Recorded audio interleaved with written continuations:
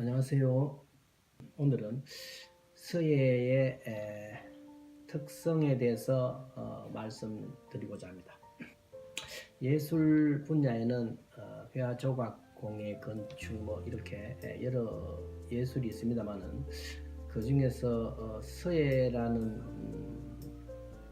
예술의 특징이 뭔가 이것도 조금은 파악해놓고 지나가야 다른 미술인들한테 이야기를 할 때 잘 이야기를 해서 서예인의 어떤 긍지를 지키는 데 도움이 될 거로 생각을 합니다. 사실 현실적으로 서예가다 하면 사실 예술가로서 취급 안 해주는 경우가 많습니다. 그 이유는 여러 가지가 있겠지만은 서예가로서의 어떤 긍지가 없기 때문이 아닌가 그런 생각이 들고, 그 긍지라는 것은 그 일을 하는 그 예술 영역의 좋은 점이 뭐냐, 이것을 설득을 해주지 못하기 때문에 그런 괄시를 받는 거죠, 일종의. 그런 의미에서 서예를 하면 뭐가 좋으냐, 이건 꼭 알아두셔야 된다고 이렇게 생각을 합니다. 그래서 오늘은 서예 특성에 대해서 말씀을 드리고자 합니다. 이 서예는 딴 미술하고는 좀 다른 게 뭐냐, 딴 예술은 서예가 제일 뒤에 제가 생겼다고 했지 않습니까? 근데 딴 예술은 사실은 태어나자마자 다 합니다.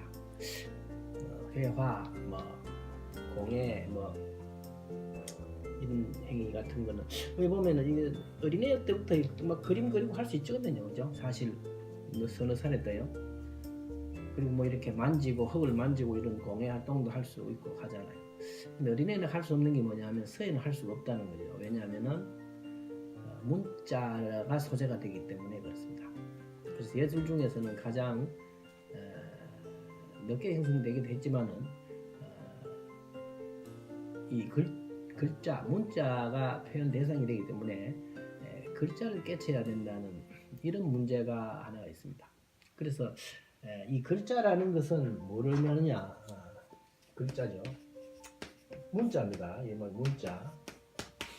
문자는 요새 어떤 정보 이렇게 해석됩니다만은 이 글자만 알아가 되는 게 아니고 글자를 나자를 안 다음에 그 글자가 하나의 문장을 이룬단 말이죠. 문장을 이루면 그 문장의 의미를 파악을 해야 되는 거죠. 그래서 이런 문장들을 다루는 영역을 우리는 조금 더 하자면 문학이라고 하기도 하지만, 문학이라는 말은 또 딴 말로는 학문의 세계다 이렇게 이야기를 합니다. 그래서 서예라는 것은 이 글자가 소재가 되기 때문에 이런 문장, 나아가서 문학, 학문에 대한 것이 기초가 되어야 된다 하기 때문에 이게 딴 미술하고는 다른 점이고 장점이기도 하면서 단점이기도 할 수 있습니다. 왜 그러냐? 아유, 그거 공부해가 그거 다 이해해야 되느냐? 공부를 그거 다 막 이렇게 내용을 알아야 되느냐 하는 이런 부정적인 것도 있지만은, 아이고, 예술을 하는데 어떻게 학문까지, 이 머리까지 공부를 그렇게 같이 겸해서 할 수 있느냐? 보기 나름입니다. 그래서 딴 미술은 감성만 가지고 할 수 있는데 서예만 특히 감성만으로 갈 수 있는 게 아니고 지성이라는 거죠. 지성, 이런 거 학문적인 소양, 지성을 바탕으로 하는 예술이다. 그러니까 지성과 감성이, 이 감성이 이제 예술 아닙니까, 그죠? 예술. 지성은 이 학문입니다. 학문이고 어떻게 보면 논리고 이런 거죠. 그래서 이 두 가지가 겸비한 것이 서예 예술이다. 그래서 서예하는 사람은 부단히 많은 글을 읽어서 공부를 해야 되는 이런 문제가 있습니다. 그래서 서예의 가장 특징 중에 한 개라고 할 수가 있습니다. 서예를 글씨를 잘 쓰는 것이 그러면 뭐 어떤 문제가 있느냐 하는 거죠. 글씨를 잘 쓰면 그건 뭘 합니까? 이런 소리를 합니다. 그럼 당신은 뭐 좋은 집에 살면 뭐 합니까? 이거 묻는 것 같습니다. 그래서 글씨라는 것은 우리가 지금 글씨라고 하는 것은 이게 서예거든요. 서예를 가장 토종 한국말로 얘기하면 글씨입니다. 글씨. 글자에 글 더하기 시의 시. 시라는 것은 이 결과적으로 마음심입니다. 이게 마음심이고 이게 하나의 마음 쓴다는 게 예술이. 한글에서 시자가 붙어 있는 것은 다 이 예술에 관계되는 거예요. 글씨, 뭐 솜씨, 마음씨, 맵씨 있죠. 다. 그래서 이 글씨를 잘 쓴다는 것은 단순한 일이 아닙니다. 왜 그러냐?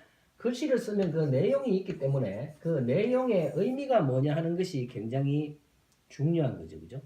좋은 내용을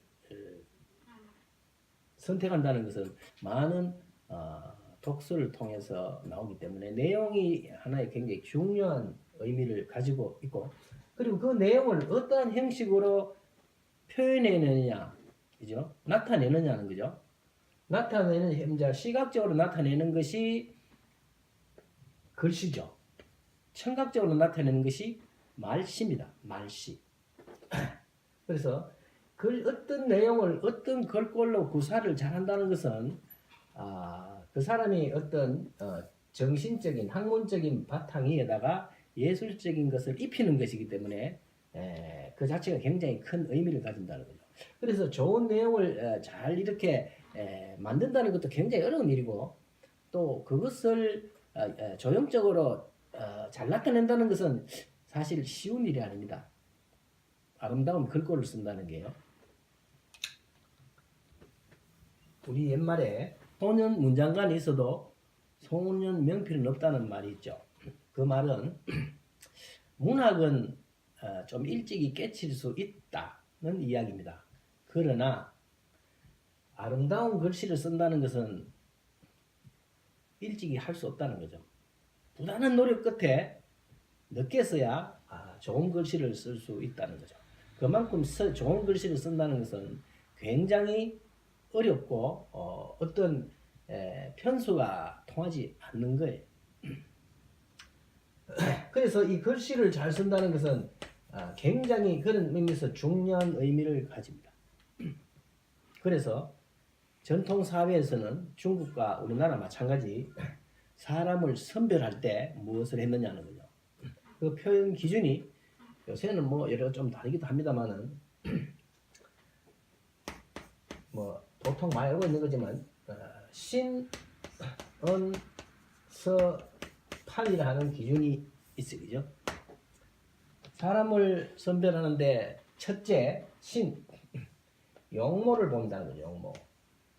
이 몸에 여러 가지 나타나는. 그래서 옷을 어떻게 입었고 표정을 어떻게 했느냐, 그죠?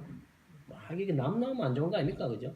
반듯하냐, 좋은 옷을 입었는 걸 이야기하는 게 아니고 깨끗하게 제대로 입고 표정이나 이런 자세가 잘 잡혔나 하는 용모가 1입니다, 그죠? 그 다음에 이 단계를 넘어서면 면접의 단계로 들어가잖아요, 그죠? 말을 해보는 거죠. 말의 억양이 어떠냐, 말의 억양이 어떠냐, 말의 내용이 어떠냐, 여러 가지 우리 보면 음악적 효과죠. 귀로서 느낄 수 있는 감각을 듣는 것입니다. 그래서 이야기를 해보면은 뭐 상스럽게 이야기한다든지 논리가 없다든지 소리가 크다든지 그런 경우가 있겠죠. 상냥하냐, 무뚝뚝하냐, 뭐 여러 가지가 있습니다. 상당히 이제 폭이 넓어요. 여기서 의지가 결정되는 수가 많습니다. 대부분 여기서 결정이 됩니다. 근데 여기까지는 일반적인 결정인데 여기서 상당히 이제 고급으로 들어갈 때는 뭐가 들어가느냐?